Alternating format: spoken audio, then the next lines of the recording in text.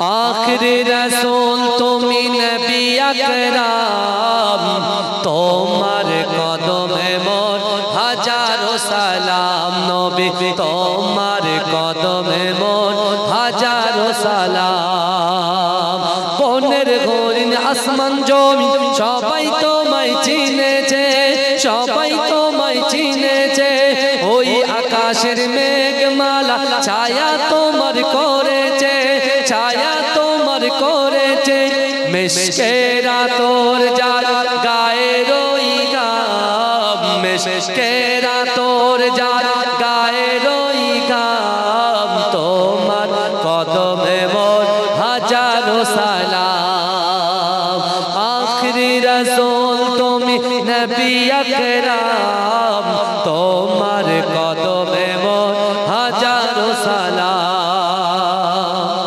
আবু বকর উসমান আলী সবাই নবীর দিওয়ানা সবাই নবীর দিওয়ানা বুকে গরম পাথর বেলা নবীজিরে বলে না নবীজিরে বলে না অন্তরে গেঁথেছিল নূর নবীর নাম অন্তরে গেঁথেছিল নূর নবীর নাম তোমার কদমে মোর হাজারো সালাম নবী তোমার কদমে মোর হাজারো সালাম বোরাক চড়ে দয়ার নবী মেরাজেতে গিয়েছে মেরাজেতে গিয়েছে পায়ের ধুলায় আল্লাহর আরশ ধন্য সেদিন হয়েছে ধন্য সেদিন হয়েছে জান্নাতের ঘরে ঘরে নূর নবীর নাম জান্নাতের রুমে রুমে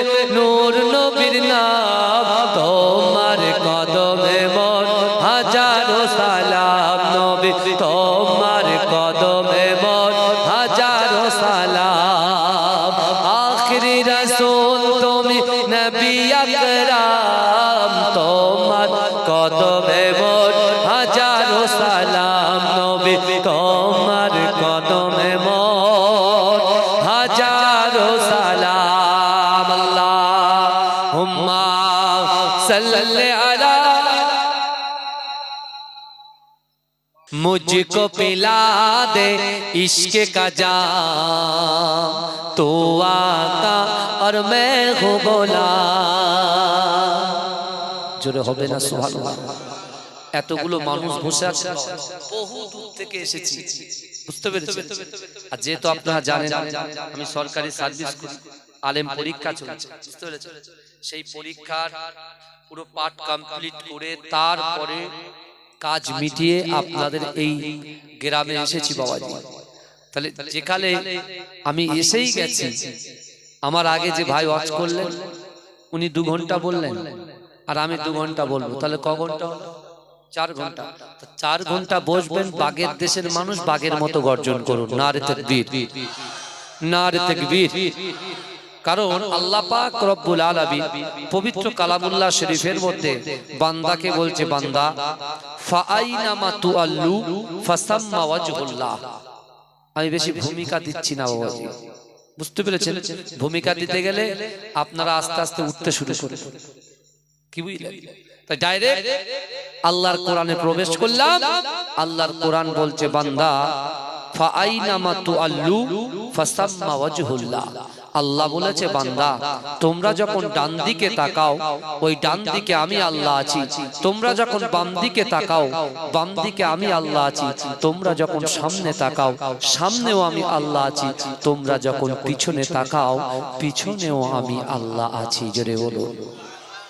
জোরে বলবেন না আল্লাহ তারপরে বললেন বান্দা ওয়াহুয়া মাকুম আইনামা কুনতুম আল্লাহ বলছো বান্দা তোমরা যেখানে আমি আল্লাহ সেখানে জোরে বলবেন না সেই আল্লাহর বান্দা আমরা কার বান্দা আল্লাহর বান্দা আর রাসূল মুসনাদে আহমদের হাদিস খেলে অসুবিধা নেই তো তাকবীর দান নারে তাকবীর মাসলাকে মুজাদ্দিদ জামান মাসলাকে মুজাদ্দিদ জামানের হক সিলসিলা মাজিরাই পিটাঙ্গা দরবার শরীফ, আন্দুলিয়া জালালিবাগ দরবার শরীফ, নারে তাকবীর, নারে তাকবীর।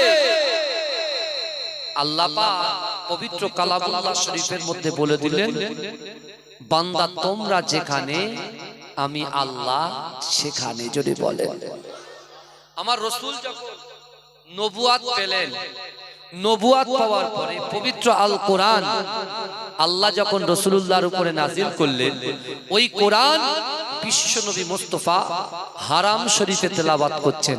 হারাম শরীফ মানে কি? আমাদের কাবা, যেদিকে আমরা ফিরে নামাজ পড়ি, ওই হারাম শরীফের পাশে আল্লাহর রাসূল কোরআন তেলাওয়াত করছেন। যদি বলুন, যদি বলা যাবে না।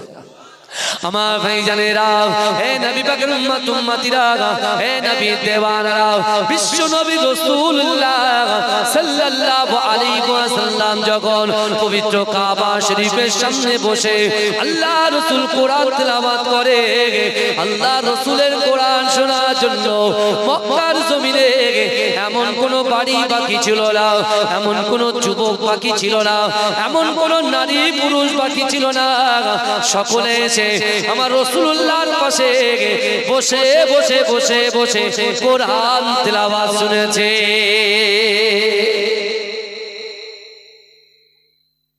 রাসূলুল্লাহর পাশে যারা কোরআন শুনেন তাদের ভিতরে আছে আবু জেহেল। আবু জেহেলটাকে মস্ত বড় একজন কাফের, ইসলামের শত্রু, রাসূলুল্লাহর শত্রু। আবু লাহাব মস্ত বড় কাফের, ইসলামের শত্রু, রাসূলুল্লাহর শত্রু। কিন্তু তার কলিজার ভিতরে, তার অন্তরের ভিতরে, তার দিলের ভিতরে আল্লাহ পাক কোরআনের প্রতি, রাসূলুল্লাহর প্রতি, রাসূলুল্লাহর ওই কোরআনের প্রতি আল্লাহ এমন একটা মহব্বত পয়দা করে দিলেন, ওরা আর বাড়িতে থাকতে পারে না, গোপনে গোপনে লুকিয়ে লুকিয়ে এসে রাসূলুল্লাহর কোরআন শুনে। জোরে বলে। কিন্তু ওই কোরআন শুনেছেন হযরত আবু বকর সিদ্দিক রাদিয়াল্লাহু তাআলা আনহু। শুনছেন আপনারা? ওই কোরআন শুনেছেন আবু বকর সিদ্দিক রাদিয়াল্লাহু তাআলা আনহু। ওই কোরআন শুনেছেন আল্লাহর রাসূলের পালক পুত্র হযরত যায়েদ রাদিয়াল্লাহু তাআলা আনহু। ওই কোরআন শুনেছেন শেরে খোদা আলী রাদিয়াল্লাহু তাআলা আনহু। জোরে বলুন না সুবহানাল্লাহ। এরা কোরআন শুনেছে, আল্লাহ এদের হাতে জান্নাতের সার্টিফিকেট তুলে দিয়েছে। আর আবু জেহেল, আবু লাহাব, উতবা, মুগীরা, খালিদ এরা কি করেছে? কোরআন শুনেছে, কোরআনকে মান্যতা দেয়নি, কোরআনকে গুরুত্ব দেয়নি। তাই আজও তারা জাহান্নামের আগুনে পুড়ছে, কিয়ামত পর্যন্ত পুড়বে। কিয়ামতের পরেও আল্লাহ যখন জাহান্নামে দেবে তখনও পুড়বে। কিন্তু বিশ্ব নবী রাসূলুল্লাহ সাল্লাল্লাহু আলাইহি ওয়াসাল্লাম দ্বীনের দাওয়াত দিচ্ছেন। রাসূল যখন দ্বীনের দাওয়াত দিচ্ছেন, এদিক দিয়ে আবু জেহেল, আবু লাহাব, উতবা, মুগীরা, খালিদ এরা সকলে বলছে, আলোচনা করছে যে এইভাবে যদি কোরআন প্রত্যেকদিন আব্দুল্লাহর বেটা মুহাম্মদ মুস্তাফা হারাম শরীফে পড়ে, তাহলে একদিন কিন্তু এই কোরআন মক্কার বাইরের রাজ্যে চলে যাবে। তখন কি হবে? বাইরে থেকে মানুষগুলো এসে রাসূলুল্লাহর হাতে হাত দিয়ে কলেমা পড়ে মুসলমান হবে, আমাদেরকে আর কেউ নেতা বলে মানবে না, গুরুত্ব দেবে না। তাহলে চলো আজকে দলবদ্ধভাবে এই কোরআনটাকে একটা জায়গায় সীমাবদ্ধ করার জন্য আব্দুল্লাহর বেটা মুহাম্মদ রাসূলুল্লাহর বাড়িতে গিয়ে আমরা কিছু অর্থ, কিছু সম্পদের বিনিময়ে যদি কোরআনটাকে তিনি থামিয়ে দেন, তাহলে এই চেষ্টা আমরা করব। এই বুঝতে পারছেন কথা? আল্লাহ রাসূল কোরআন পড়ছেন, হঠাৎ করে ঘরের দরজা খুলে আবু জেহেল, আবু লাহাব, উতবা, মুগীরা সব ঢুকেছে। ঢুকে বলছে, মুহাম্মদ শোনো, তুমি কোরআন পড়বে, কিন্তু কাবা শরীফের চত্বরে পড়বে না, কোরআন পড়বে ঘরে। আমি, আবু জেহেল, আবু লাহাব, উতবা, মুগীরা, আবু সুফিয়ান আমরা সবাই এসে কোরআন শুনবো। তুমি কোরআনটা কাবা শরীফের চত্বরে পড়বে না। আল্লাহ রাসূলকে বলছেন, আপনি কি চান? অর্থ চান? সম্পত্তি চান? কি লাগবে বলুন? আপনি নেতা হতে চান? আপনার কথায় উঠবো আর বসবো। কে বলছে? আবু জেহেল বলছে বিশ্ব নবীকে যে, মুহাম্মদ শোনো, আপনার কথায় আমি উঠবো আর বসবো, যা বলবেন তাই। যদি চান মক্কার জমিনের সবথেকে সুন্দরী নারী যদি আপনাকে দিতে হয়, আপনি যদি অ্যাকসেপ্ট করেন দেব। আপনার যদি টাকা পয়সা যা চাইবেন সব পাবেন। এই শুনছেন রাসূলুল্লাহ কি বলেছিলেন জানেন? যে আমার এক হাতে চাঁদ আর এক হাতে সূর্য যদি তোমরা এনে দাও, আমি বিশ্বনবী রাসূলুল্লাহ, আল্লাহর কোরআন বলছে বান্দা ওয়াত্তাকুল্লাহ, আল্লাহকে ভয় করো, অর্থাৎ আমি আল্লাহকে ভয় করি, আমার উম্মত আল্লাহকে ভয় করে, আমার জিন্দেগি জীবনে বেঁচে থাকাকালীন আজ থেকে তোমাদের সামনে সংকল্প করলাম যে এই কোরআনটাকে সারা পৃথিবীতে আমি রাসূলুল্লাহ বন্টন করে দিয়ে যাব।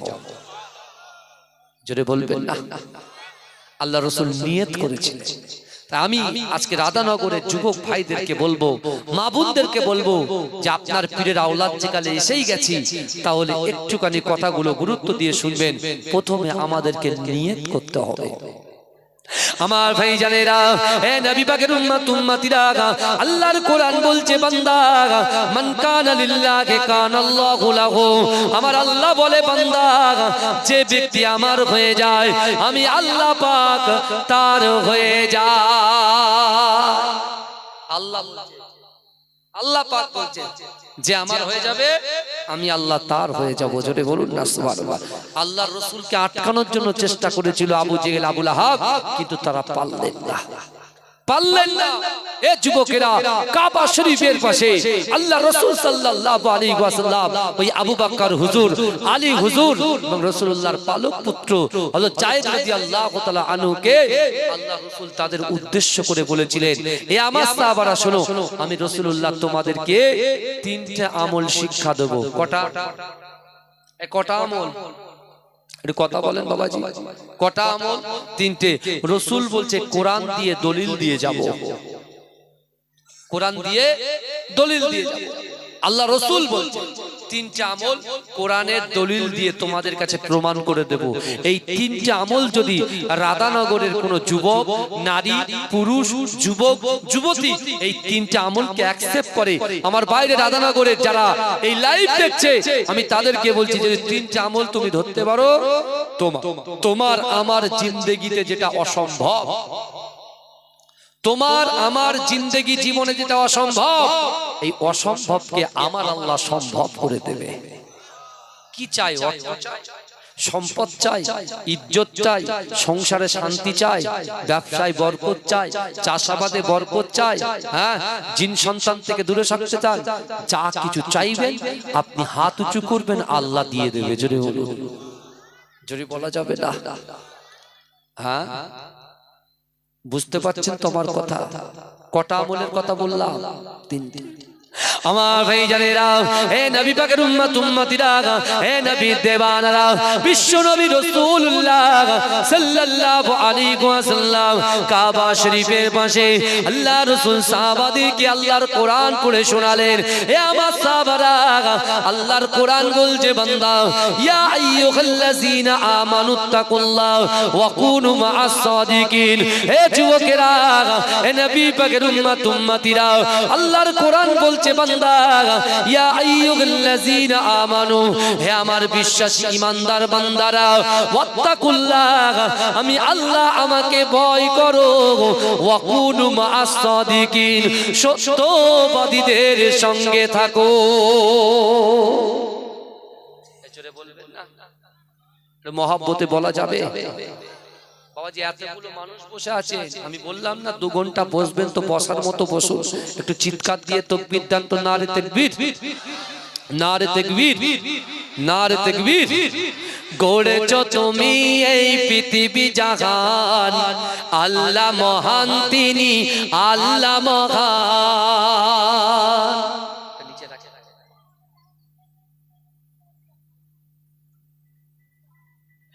গড়েছো তুমি এই পৃথিবী জাহান, আল্লাহ মহান তিনি, আল্লাহ মহান, আল্লাহ মহান তিনি, আল্লাহ মহান, আল্লাহ মহান তিনি, আল্লাহ মহান। গড়েছো তুমি এই পৃথিবী জাহান, আল্লাহ মহান তিনি, আল্লাহ মহান। জোরে বলুন না? জোরে বলা যাবে না সুবহানাল্লাহ? আরে জোরে বলা যাবে না সুবহানাল্লাহ? দরুদ শরীফ পড়ুন, আল্লাহুম্মা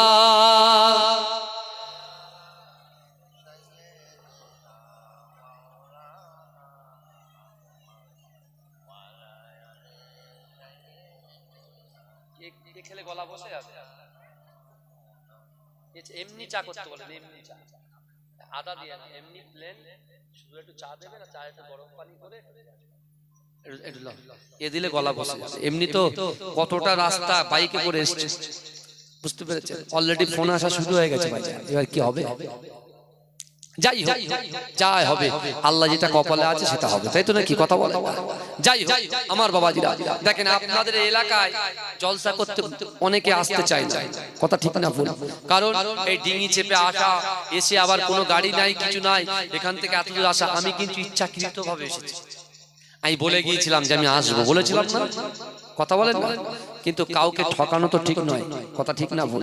আমার বাড়িতে আমার নানি আম্মা যান খুব অসুস্থ, আমার নানি আম্মা যান খুব অসুস্থ। এই অসুস্থ মানুষকে পরিষেবা দেওয়ার কথা রাসূল বলেছেন, কিন্তু সেই মানুষটার পাশে থাকার কথা। একটা জায়গায় জলসা ক্যান্সেল করে শুধু এটা অনেক রাতের বেলা বলে আমি আপনাদের কাছে এসেছি বাবাজি। আর রাসূল সাল্লাল্লাহু আলাইহি ওয়াসাল্লাম সাহাবাদের কাছে বললেন, এক নম্বর আমল শিক্ষা দিলেন, ইয়া আইয়ুহাল্লাযীনা আমানু তাকুল্লাহ। এক হচ্ছে আল্লাহর ভয়। কার ভয়? কথা বলেন, কার ভয়? আল্লাহর ভয়। আমার ভাইজানেরা, হে নবী পাকের উম্মত উম্মতিরা, হে নবী দেওয়ানারা, বিশ্ব নবী রাসূলুল্লাহ সাল্লাল্লাহু আলাইহি ওয়াসাল্লাম আবার কোরআনের আয়াত তেলাওয়াত করলেন, কুল ইন কুনতুম তুহিব্বুনাল্লাহ ফাত্তাবিউনি ইউহিব্বুকুমুল্লাহ। হে যুবকেরা, আল্লাহর কোরআন বলছে, বান্দা তোমরা যদি আমি আল্লাহকে ভালোবাসতে চাও, আল্লাহকে ইত্তিবা করতে চাও, আমাকে ভালোবাসার আগে আমার দয়ার নবীকে মহব্বত করো। আল্লাহ কাকে মহব্বত করার কথা বলেছেন? বিশ্ব নবী রাসূলুল্লাহকে মহব্বত করা বলেছেন। তাহলে এক আল্লাহর ভয়, দুই রাসূলুল্লাহর মহব্বত, তিন নম্বর আমল রাসূলুল্লাহ শিক্ষা দিলেন, আকিমুস সালাত, আকিমুস সালাত, আকিমুস সালাত, নামাজ, নামাজ, নামাজ। অর্থাৎ এই রাধানগরের যুবকেরা, নারীরা, পুরুষেরা যারা আল্লাহকে ভয় করবে, এক নম্বর আমল আল্লাহকে ভয় করবে, দ্বিতীয় নম্বর আমল রাসূলুল্লাহকে মহব্বত করবে, তৃতীয় নম্বর আমল নামাজ আদায় করবে। আর ওই নামাজের পাটিতে তার অন্তরের কথা, তার ইচ্ছার কথা, তার আকাঙ্ক্ষার কথা, তার উদ্দেশ্যের কথা, তার নিয়তের কথা, তার মনের আশার কথা যদি আল্লাহর সঙ্গে শেয়ার করতে পারে, তাহলে আল্লাহ বলছে তোমার অসম্ভব জিনিসগুলোকে আমি আল্লাহ সম্ভব করে দেব। জোরে বলা যাবে, চিৎকার দিয়ে বলা যাবে। আমার ভাইজানেরা, হে নবী পাকের উম্মত উম্মতিরা, হে নবী দেওয়ানারা, বিশ্ব নবী রাসূলুল্লাহ এই কথাটা বলেছেন কাবা শরীফের সামনে। কিন্তু না না না, মক্কা জমিনে রাসূল যখন দিন প্রচার করছেন, দারুন নাদওয়াতে বসে কাফের বেঈমানগুলো আল্লাহর রাসূলকে মারার প্ল্যান করে, আমার দয়াল নবীকে হত্যা করার প্ল্যান করে। ওই দিক দিয়ে উতবা বলছে, না না, কিছুদিন পরে মক্কার জমিনে বাণিজ্য মেলা হবে, পাশের রাজ্য থেকে মানুষগুলো বাণিজ্য মেলা, তারা ইনকাম করতে আসবে, বাণিজ্য করতে আসবে, ব্যবসা করতে আসবে। কিন্তু আব্দুল্লাহর বেটা মুহাম্মদুর রাসূলুল্লাহ সাল্লাল্লাহু আলাইহি ওয়াসাল্লাম যদি কাবা শরীফের চত্বরে কোরআন তেলাওয়াত করে, ওই বাইরের রাজ্যের যুবকগুলো তারা আর ব্যবসা না করে রাসূলুল্লাহর পাশে বসে বসে কোরআন তেলাওয়াত শুনে আল্লাহর রাসূলের হাতে হাত দিয়ে কলেমা পড়ে মুসলমান হয়ে গিয়ে তাদের রাজ্যে গিয়ে কোরআনের দাওয়াত দিতে শুরু করবে। কারা ভয়? এই বলেন, কারা ভয় পাচ্ছে? কাফেররা ভয় পাচ্ছে। এরা বাণিজ্য মেলায় বাণিজ্য করতে আসবে, ব্যবসা করতে আসবে, মক্কায় মুনাফা হবে, টাকা আসবে, বাইরের টাকাগুলো আসবে, তারা দিয়ে যাবে, আমাদের মালগুলো নিয়ে যাবে। কিন্তু তারা আসবে এখন এইভাবে যদি কোরআন শরীফ তেলাওয়াত করে, আমি আবু জেহেল কোরআনে ফিদা, আমি আবু লাহাব কোরআনের প্রতি ফিদা, আমি উতবা কোরআনের প্রতি ফিদা। তা আমরা মক্কার বড় লিডার কাফের হয়েও কোরআন আমাদেরকে আকর্ষণ করেছেন, কোরআন আমাদেরকে আকৃষ্ট করেছেন, তাই আমরা বাড়িতে না ঘুমিয়ে মুহাম্মাদের কোরআন লুকিয়ে লুকিয়ে শুনতে আসি। জোরে বলেন, যদি বলবেন না কোরআনের কি মওজিজা দিয়েছেন দেখেন, কোরআনের কি পাওয়ার দিয়েছে। এ যুবক বিশ্বাস করো, তোমার অর্থ নাই, তোমার সম্পদ নাই, তোমার ইজ্জত নাই, তোমার শারীরিক সমস্যা, তোমার অর্থনৈতিক সমস্যা, তোমার পারিবারিক সমস্যা, তোমার বহির্বাহিক সমস্যা, তে যুবক আল্লাহ রাসূল বলেছেন তিনটি আমল ধরো। আল্লাহকে সত্যিকারের ভয় করো, রাসূলকে সত্যিকারের মহব্বত করো, আর নামাজের পাটি ধরো। মা, তোমার জিন্দেগিকে আল্লাহ পরিবর্তন করে দেবে। জোরে বলবেন না। আবু বকর হুজুর আল্লাহর কাছে দোয়া চাইছেন, আল্লাহ আমি তো আপনাকে ভয় করি, রাসূলকে মহব্বত করি, নামাজের পাটিতে নামাজ আদায় করি, আল্লাহ আমি যেন রাসূলুল্লাহ সফর সঙ্গী হই, আর জিন্দেগিতে আমার জবান থেকে যেন মিথ্যা কথা না বার হয়। জোরে বলে। আমরা পদে পদে মিথ্যা কথা বলি, কথায় কথায় মিথ্যা কথা বলি, কথা ঠিক না ভুল কথা বলে, কিন্তু আমার বাবাজিরা আল্লাহর কোরআন বলছে বান্দা বিসমিল্লাহির রহমানির রহিম আহাসিবান নাস ওয়া ইউতরাকু আইয়াকুলু আমান্না ওয়া হুম লা ইফতানুন। আল্লাহর কোরআন কি বলছে দেখেন, শুনছেন তো আপনারা? আল্লাহর কোরআন বলছে বান্দা আহাসিবান নাস ওয়া ইউতরাকু আইয়াকুলু আমান্না। আল্লাহ বলছে বান্দা তোমরা যারা ঈমান এনেছো, তোমরা যারা ঈমান এনেছো, তোমরা কি মনে করো আমি আল্লাহ তোমাদেরকে ছেড়ে দেব? অহুম লা ইফতানুন, আমি আল্লাহ কি তোমাদের পরীক্ষা করব না? আল্লাহ অর্থ দিয়ে পরীক্ষা করবে, আল্লাহ সম্পদ দিয়ে পরীক্ষা করবে, আল্লাহ ইজ্জত দিয়ে পরীক্ষা করবে। এ যুবকেরা, আল্লাহ অর্থ দিয়ে পরীক্ষা করবে, আল্লাহ ব্যবসায় বরকত দিয়ে পরীক্ষা করবে, আল্লাহ ব্যবসায় ক্ষতি করিয়ে পরীক্ষা করবে, আল্লাহ মানুষের অন্তরে ভয় ঢুকিয়ে পরীক্ষা করবে, আল্লাহ মানুষের শরীরে রোগ দিয়ে পরীক্ষা করবে, আল্লাহ পিতামাতা দিয়ে পরীক্ষা করবে। আজ থেকে ১৫০০ বছর আগে বিশ্বনবী রাসূলুল্লাহ সাহাবারা বলেছিলেন আল্লাহ যদি পরীক্ষা নেয়, ওই পরীক্ষায় যারা উত্তীর্ণ হবে তারা কি পাবে? রাসূল বলেছিলেন আল্লাহর পরীক্ষায় আমার উম্মতরা যারা উত্তীর্ণ হবে, আমি রাসূলুল্লাহর ওসিলায় আল্লাহ পাক ৮টা জান্নাত সৃষ্টি করেছে। ওই ৮টা জান্নাতের ভিতরে সবচাইতে বড় জান্নাত জান্নাতুল ফেরদাউসটা আল্লাহ তার আমলনামায় লিপিবদ্ধ করে দেবে। জোরে বলবেন না, আরে জোরে হবে না বাবা। এটা তাকবীর দেন তো, নারে তাকবীর, নারে তাকবীর। কারা কারা রাসূলুল্লাহকে মহব্বত করেন একটু হাত তোলেন তো, মাশাআল্লাহ। এটা তাকবীর দেন, নারে তাকবীর, হাত নামান। আল্লাহ বলছে বান্দা ফাজকুরুনি আযকুরুকুম, আল্লাহ বলছে বান্দা তোমরা আমাকে স্মরণ করো, আমি আল্লাহ তোমাদেরকে স্মরণ করব। জোরে বলুন। কিন্তু বাবাজি এই আয়াতের অনেক মানে আছে। আল্লাহ বলছে রাধানগরের যুবকেরা, নারীরা, পুরুষেরা,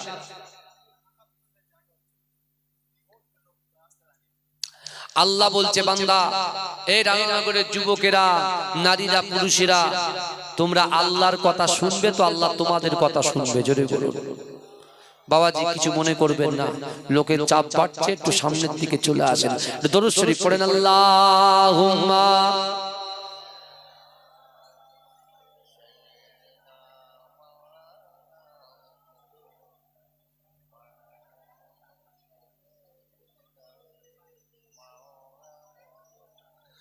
আল্লাহুম্মা সাল্লি আলা,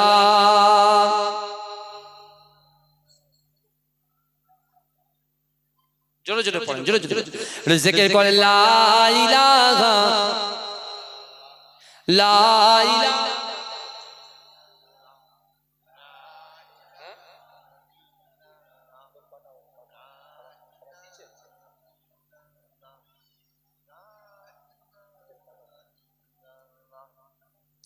লা ইলাহা ইল্লাল্লাহু মুহাম্মাদুর রাসূলুল্লাহ। এই কারা কারা রাসূলুল্লাহকে ভালোবাসেন হাত তোলেন। আলহামদুলিল্লাহ, আল্লাহ কবুল করে। হাত নামান। বাবাজি আমি যদি হাত এইভাবে উঁচু করি আপনারা জোরে সুবহানাল্লাহ বলতে পারবেন? এই কথা বলেন না। এইভাবে হাত উঁচু করলে সুবহানাল্লাহ বলবেন তো? গলার যত জোর আছে দিতে পারবেন তো? পিকআপ, হ্যাঁ, চার চাকা তো নেই এখানে, একটা নাকি ছিল তো সে কোথায় গেল তার হদিস পাওয়া যায় না। বুঝতে পারছেন? আমি বলেছিলাম যে পরের বছর যখন আসবো ভাই 4 চাকা পাঠাবো, মানে এখান থেকে গিয়েছি গলা শেষ, তার মানে কি হাওয়া লেগেছে। আর আজকে নাক দিয়ে এই এত শীত গেল, নাক দিয়ে কাঁচা পানি বেরোলো না, আজকে নাক কাঁচা পানি বার করে দিল। হ্যাঁ, এরকম কষ্ট দিলে হুজুর আসবে তো? কথা বলেন না। হুজুরকে কি মনে করেন? বুঝতে পারছেন না? মুজাদ্দেদ জামান দাদা হুজুর পীর কেবলার খলিফার আওলাদ, বুঝতে পারলেন না? মুজাদ্দেদ জামান দাদা হুজুর পীর কেবলার এই বাংলার জমিনে যখন কোনো মাদ্রাসা ছিল না, মুজাদ্দেদ জামান দাদা হুজুর পীর কেবলা মাদ্রাসা প্রতিষ্ঠিত করলেন, ফুরফুরা ফাতিয়া টাইটেল মাদ্রাসা। ওই ফুরফুরা ফাতিয়া টাইটেল মাদ্রাসার প্রথম সুপারিনটেন্ডেন্ট হচ্ছেন আমার পরদাদা, নারে তাকবীর। বুঝতে পেরেছেন? মাঝরাটি পিসায় বুঝে আওলাদ এসেছি বাবা, আপনারা বেজান নাকি? খুশি তো নাকি? হ্যাঁ, তাহলে চিৎকার দিয়ে তাকবীর দেন তো কতটা খুশি আমি একটু দেখি। নারে তাকবীর, মাশাআল্লাহ। তাহলে আমি হাত যখন উঁচু করব কি বলবেন? সুবহানাল্লাহ বলবেন। কি বলবেন? সবাই বলে হাত তুলবো, এখন আর কেউ তুলবে অবস্থা দেখতে পাচ্ছেন কি? আওয়াজ শুনছি, এক কান দিয়ে শুনছি আর এক কান দিয়ে আরে একদম অ্যাক্টিভ থাকতে হবে, অ্যাক্টিভ। বুঝতে পারছেন না? কষ্ট করে এসেছি, যতক্ষণ থাকবো কিছু দেওয়ার চেষ্টা করব, যদি নিতে পারেন কাজ হয়ে যাবে ইনশাআল্লাহ। বুঝতে পেরেছেন? আর একবার সুযোগ দিচ্ছি বাবাজি, যখন হাত তুলবো তখন কি বলবেন? হ্যাঁ, সুবহানাল্লাহ বলবেন তো? হ্যাঁ, এখন কিছু নেতা বলছে মাদ্রাসায় নাকি, এখন কিছু নেতা বলছে মাদ্রাসা নাকি জঙ্গি তৈরি হয়। কি তৈরি হয়? জঙ্গি তৈরি হয়। জোরে বলুন নাউজুবিল্লাহ। এই আপনার সন্তান মাদ্রাসায় পড়ে, ওই মাদ্রাসাতে হিন্দু শিক্ষক যেমন আছে, মুসলিম শিক্ষকও তেমন আছে। কথা ঠিক না ভুল? প্রায় 40%, প্রায় 40%, প্রায় 40% শিক্ষক হিন্দু শিক্ষক আছে। কি বুঝছেন? এই শুনতে পাচ্ছেন আমার কথা? কত পার্সেন্ট? এই শুনছেন? এ বাবু আমার দিকে তাকাচ্ছেন তো? ভালো করে শুনুন। কত পার্সেন্ট? কত পার্সেন্ট? 40% হিন্দু শিক্ষক মাদ্রাসায় চাকরি করে, আর নেতা বলছে নাকি মাদ্রাসায় জঙ্গি তৈরি হয়। ফাজলামুর জায়গা পায় না। এ যুবকেরা বিশ্বাস করো, মুসলমান একমাত্র আল্লাহকে ভয় করে।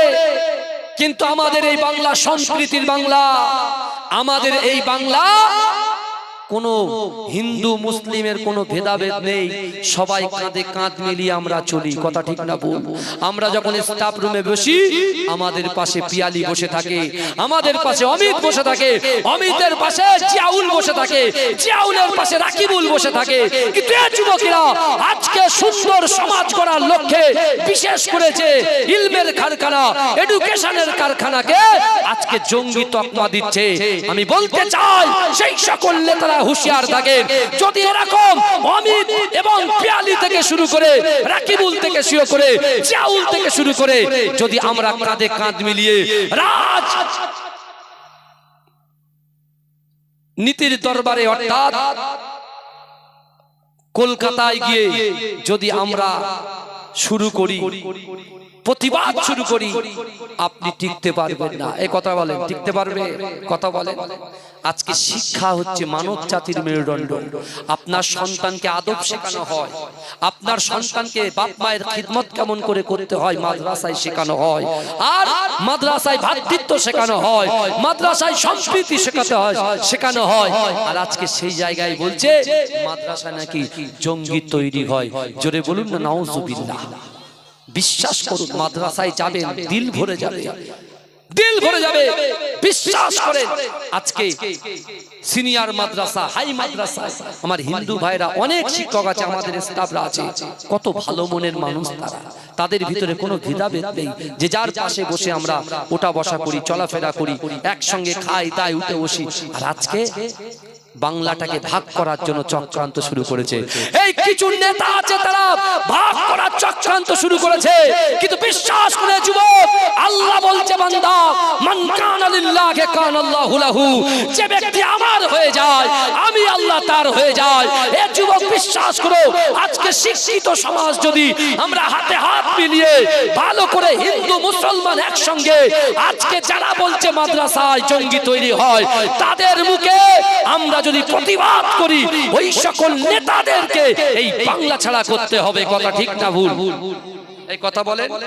শুধু ভয় করবে, ফাইল নিয়ে নেতা হবে, ফাইল নিয়ে নেতা হবে। আর কিছু নেতার সামনে বসে দাদা এই করছি, দাদা এই সেই করছি, কিন্তু ময়দানে তা কারোর খুঁজে পাওয়া যায় না। ময়দানে কারোর খুঁজে পাওয়া যায় না। কিন্তু বিশ্বাস করেন আজকে বাংলার জমিনটা শান্ত আছে, বাংলার জমিনটা যথেষ্ট সম্প্রীতি আছে। আজকে এই সম্প্রীতিটাকে, এই শান্তির জায়গাটাকে অশান্তি করার জন্য কিছু নেতা উঠে পড়ে লেগেছে। বুঝতে পেরেছেন? কারোর কথায় কান দেবেন না। আপনি যাবেন, আপনি বলছেন মাদ্রাসায় জঙ্গি তৈরি হয়, সকাল 10:30টার সময় মাদ্রাসা ইন করবেন, দেখবেন যে হিন্দু শিক্ষক 10:30টায় ঢুকছে, 4:30 বার হচ্ছে। মুসলমান শিক্ষকরাও সারা 10:30টায় ঢুকছে, 4:30 বার হচ্ছে।